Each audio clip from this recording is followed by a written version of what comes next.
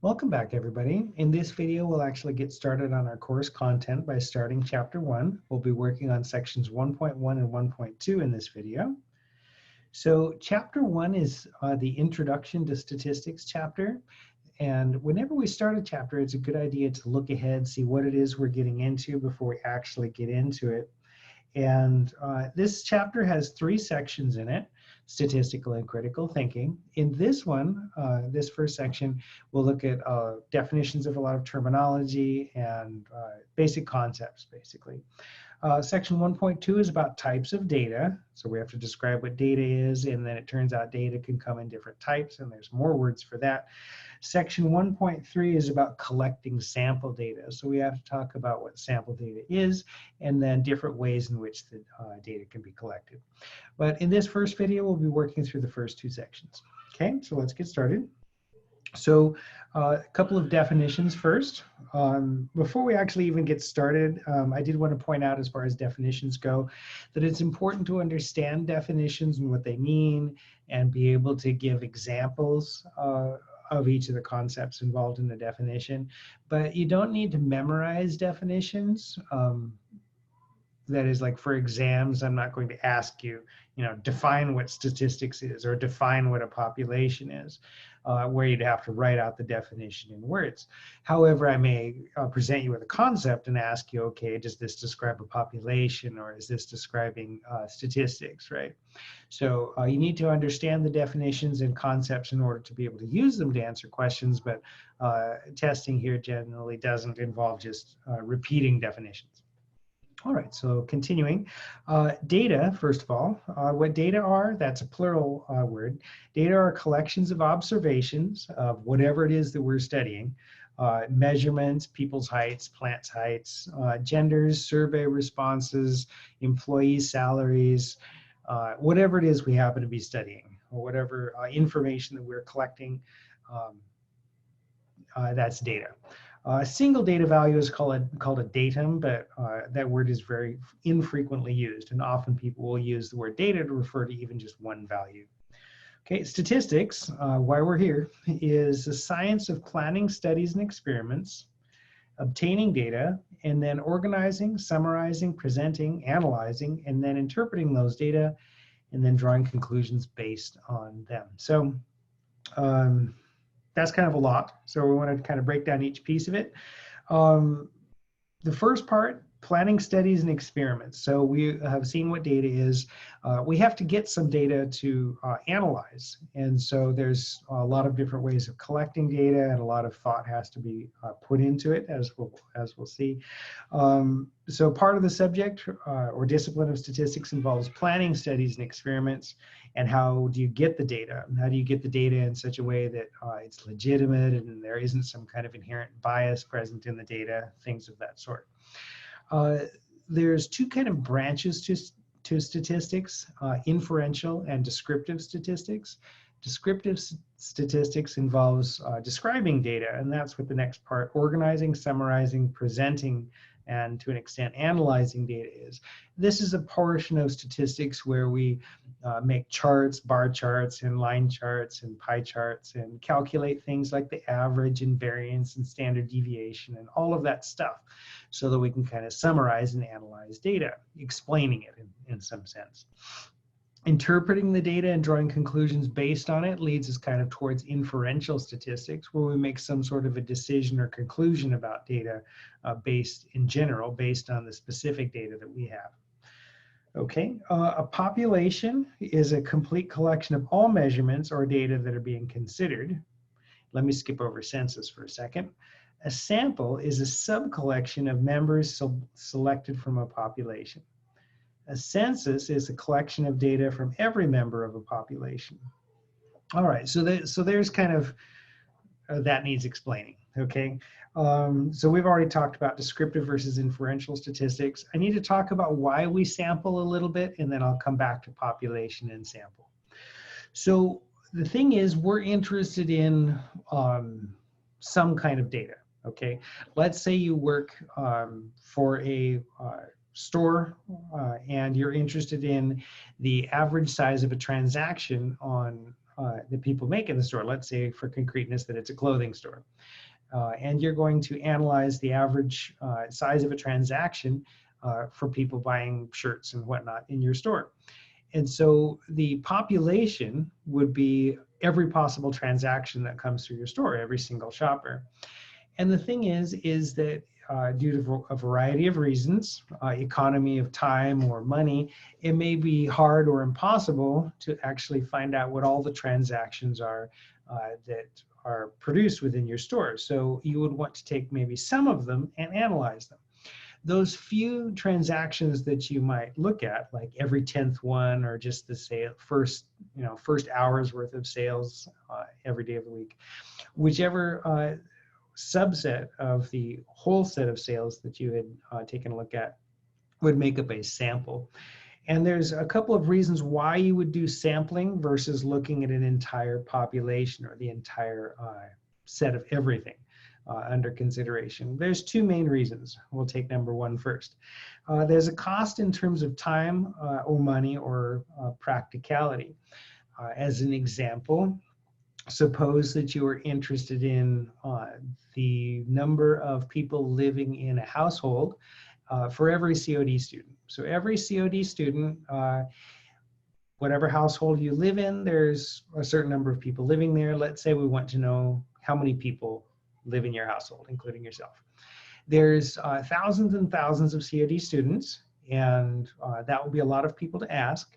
And that's not a demographic that would be built into COD's computers. So it's not a matter of just going to the computer people and asking them to look it up. We'd have to actually call all the students and ask them, okay, how many people live in your house? And for such a kind of trivial answer, that seems like kind of a waste of time to actually do all that. So instead, what we could do is just figure out maybe 100 students and call them and ask them. And if we were to get a representative sample, then we could kind of extrapolate or generalize from that to what the typical COD student might have as a number of people living in his or her household. But again, the thing is that it's going to take too long or cost too much money to pay people to call every COD student and ask them this question. So that's what I mean in terms of cost, in terms of time or money, and just what's practical, okay? The second reason why we might sample is that sampling can destroy, sometimes sampling destroys the sampled item. For example, if you work in a restaurant that sells hamburgers, let's say you're the manager, you want to make sure all the hamburgers taste good, you can't very well go and take a bite out of every single one, right? Because then no one's going to want to eat your burgers after that. So instead, what you could do is take maybe every 5th or 10th one or 100th one that comes off the grill and cut it open, make sure it's done inside, or take one and take a bite out of it and just make sure that it's coming off good. But again, you can't sample every single one. Similarly, if you work for a car manufacturer, you're not going to crash test every single car you sell, right? Because then all your cars will have been crashed before and nobody wants to buy that. Sampling can be destructive, and so, or analyzing your data item can be destructive. So if you're crashing a car, taking a bite out of a burger or something like that, then it's effectively destroyed, right? So that would be another reason why we would sample. Okay, so what it is that we really want to know is a fact about a whole group or a whole population. How do all the burgers in your restaurant taste, or how well do all the cars do when involved in a crash? Of course, we can't check every single one, and so we sample. We take some of them. Going back to the words up here in the highlighted color, the population is all measurements that we're interested in. If we could take a census, that would be collecting the data from every member of the population. Okay, the sample is the sub-collection from the population. The word population, by the way, sounds like we're talking about people, right? In fact, the word root of population it means people, but we use the word population to refer to basically any set of data that we're studying as a whole. We can refer to the burgers as the population, even though it's not, of course, a group of people. Okay, so all right, so that should be good for that.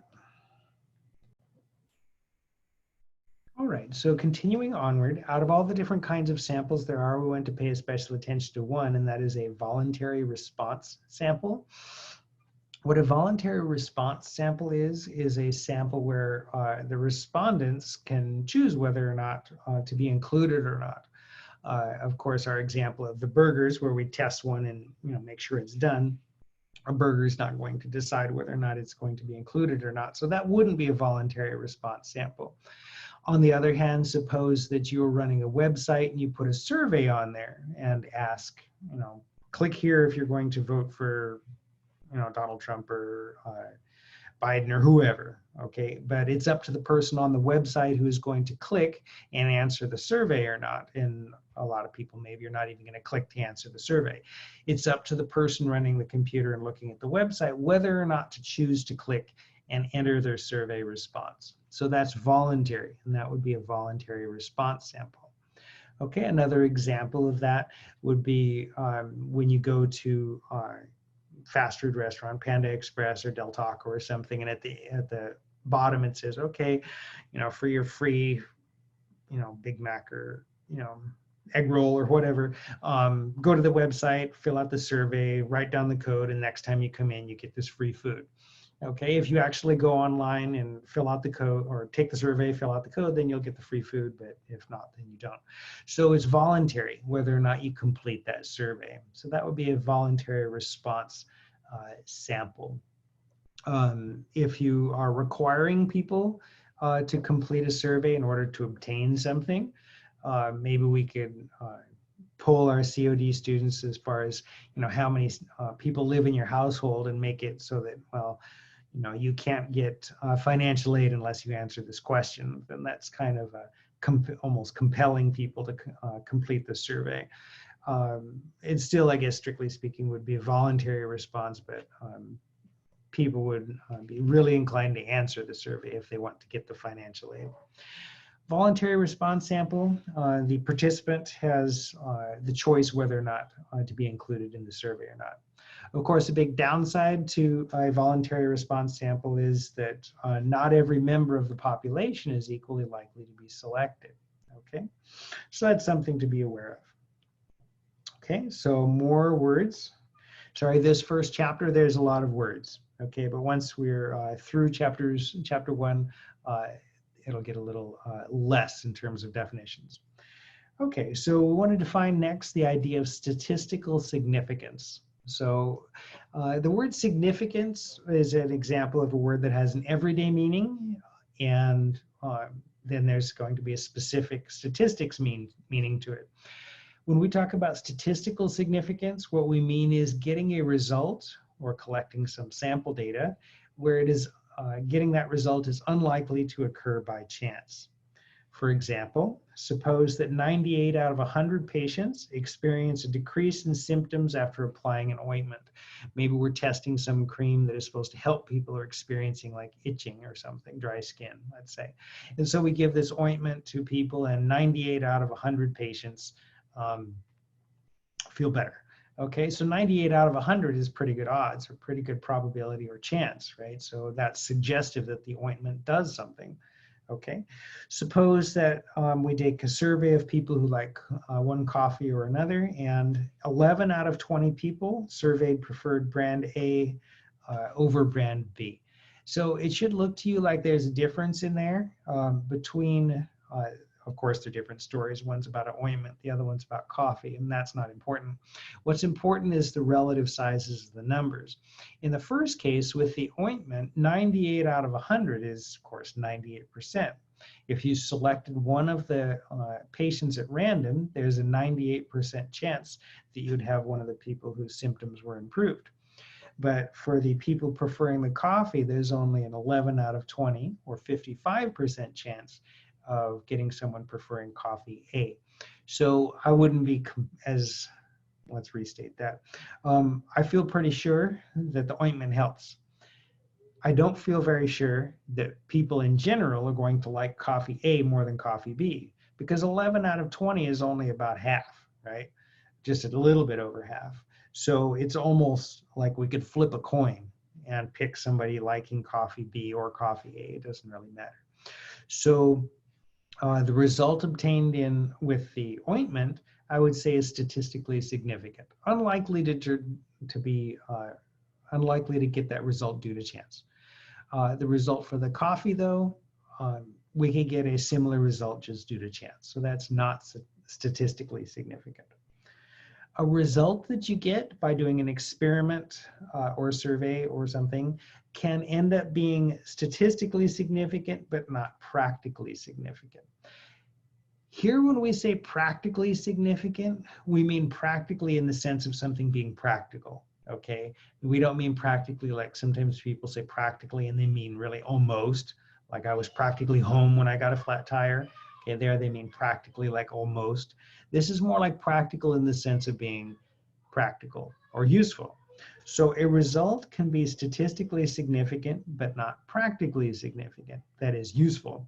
For example, in tests of a weight loss program, 26 out of 30 people lost an average of 4.6 pounds after 1 year. So 26 people out of 30, that sounds pretty good, right? That's 13 out of 15. I can make a percent for you if you want. 26 out of 30, that's way more than half. 15 out of 30 would be almost half. 26 out of 30, that's like only 4 people didn't. So that sounds really good. However, the people lost like an average of just under 5 pounds in a year. And that's not that great, right? You could almost do that just being careful about what you eat, skipping dessert, right? So based on this, would you run out and buy like this, Weight Watchers or Slim Fast or whatever, diet pills that would give you a 4 pound, 5 pound loss after a year? Yes, it would probably be effective, but you're not going to lose that much weight is the idea. So it is statistically significant. That is unlikely to be achieved due to chance, but just not that useful of a result. Okay, continuing onward. In analyzing data, there's a variety of different pitfalls or things that can happen that affect our results and things that we just kind of need to be aware of. So first thing is with reported results. If you're asking people to just give their own values, report their own results, then there's some things that can happen that can affect your results. For one thing, people tend to round numbers to convenient values. For example, if we were to ask each of you your weight or your height in inches, let's go with the height in inches, people are going to round their answers to the nearest inch, probably. Okay, I'm 5'10", she's 5 feet 4 inches tall, he's 6 foot 1 inches tall. People are going to round their answers to the nearest inch. But if we were to measure more precisely, we would get more precise answers. Also, people tend to estimate, which is a whole nother issue with reported results. If we were to get a medical grade, measurement tool and actually measure people's heights up against a wall, then we could get more accurate results. Okay, the other thing is asking sensitive questions. People can tend to lie if you ask them sensitive questions like, how many sexual partners have you had in the last 6 months? Okay, people can perhaps be dishonest about that. All right, especially if it's not anonymous. Okay, additionally, you have to watch out for taking small samples. If we say, 4 out of 5 dentists prefer this type of toothpaste, then that sounds good. 4 out of 5 is 80%, right?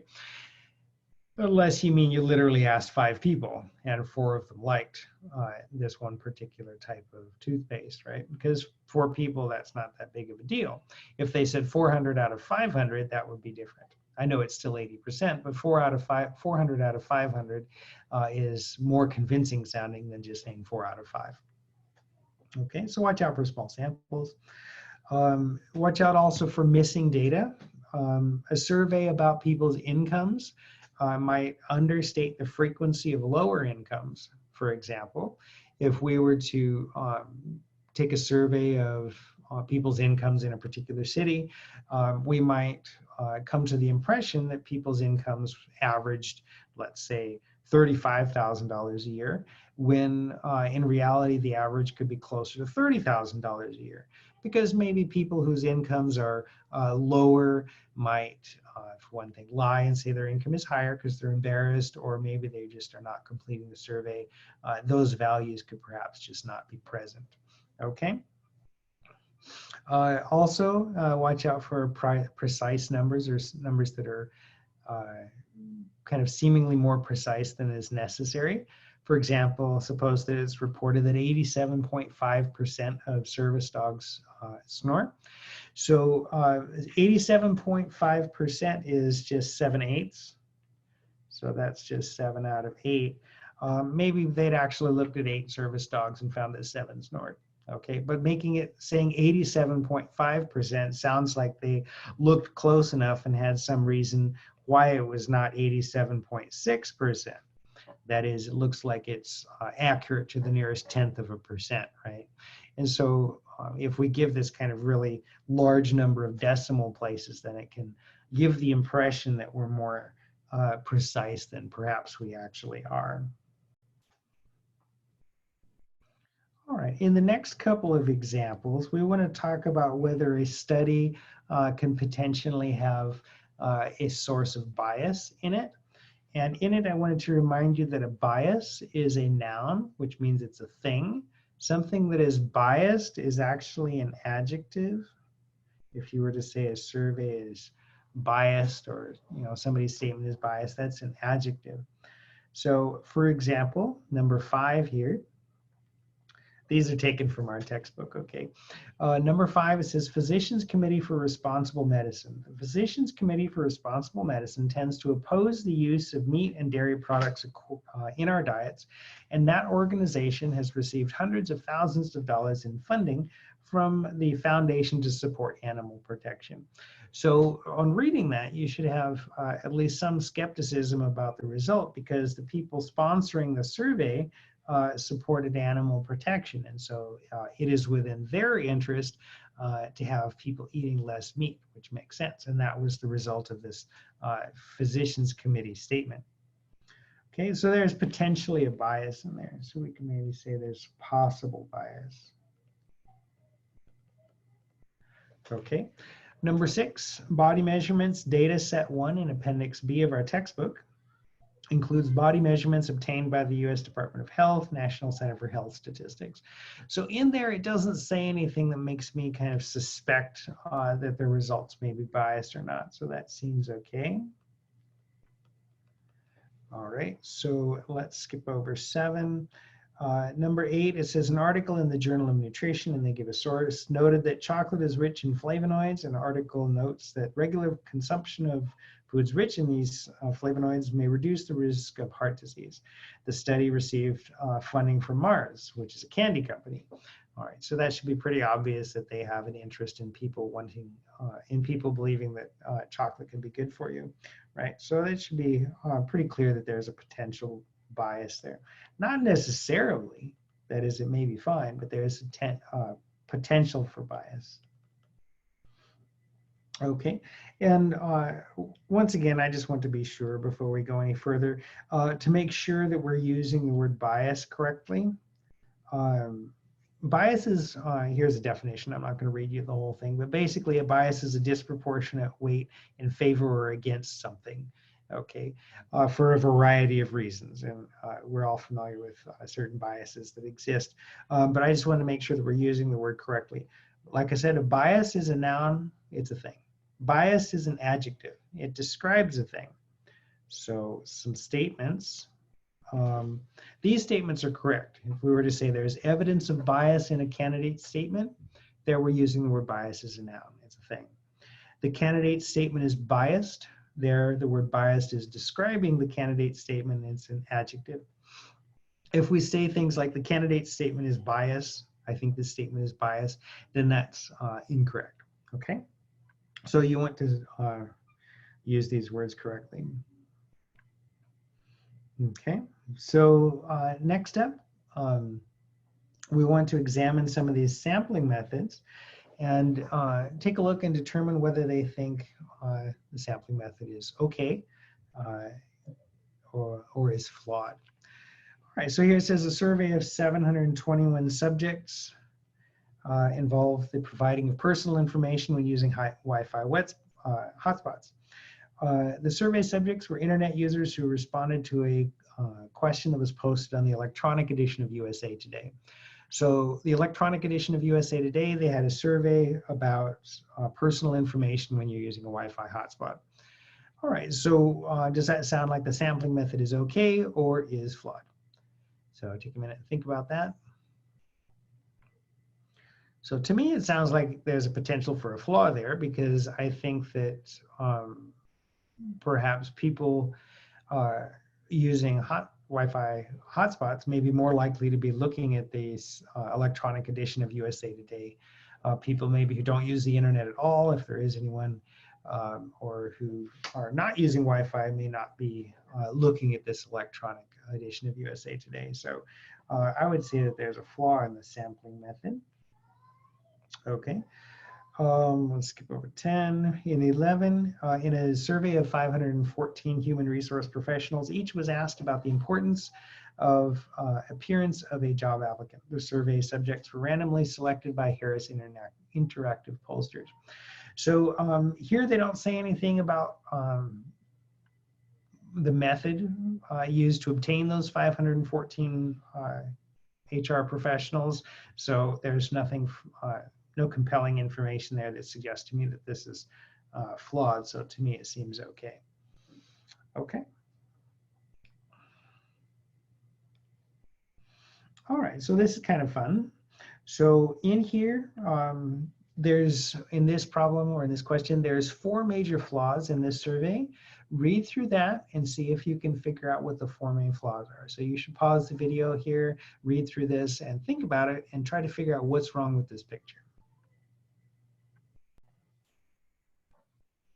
All right, so here are 2 of the flaws. For one, the Newport Chronicle is running a survey in their paper asking readers to call in with their response to this question. So only the people who have a strong opinion about this one way or the other will possibly bother to call in and give the results of this survey. So again, it's a voluntary response survey. So voluntary response things you do have to really be careful about. Another example of a voluntary response kind of survey would be things such as Yelp or ratemyprofessor.com, things like that, where only the people who have a really strong opinion are going to bother filling out the survey or giving their opinion. Okay, so it's a voluntary response sample. The other thing is that the Chronicle only got 20 readers responding. And so either the paper is in a real small town with a really small circulation, or they didn't get really very good response to the survey at all. So I don't know how much credibility that has if only 20 people have responded. All right, so the other 2 flaws or issues with the statement here is just in the wording. The question here is kind of intended, the way it's phrased kind of evokes a particular response in that it says the atomic weapons could kill millions of innocent people. That kind of encourages a specific response. Okay, finally, we're told that 87% said no, but there were only 20 people responding. So thinking about it for a minute, 20 people is 100%. So then each person would be 5%, right? 20 goes into 105 times, right? So each person then is 5%. 20 people is 100%, 19 would be 95%, 18 would be 90%, 17 people would be 85%.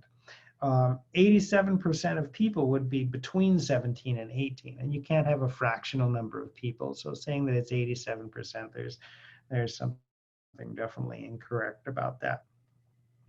Okay. All right, so that finishes up section 1.1 for us, and that will finish up this video. In the next part, we will continue by working on section 1.2. In the meantime, have a great day.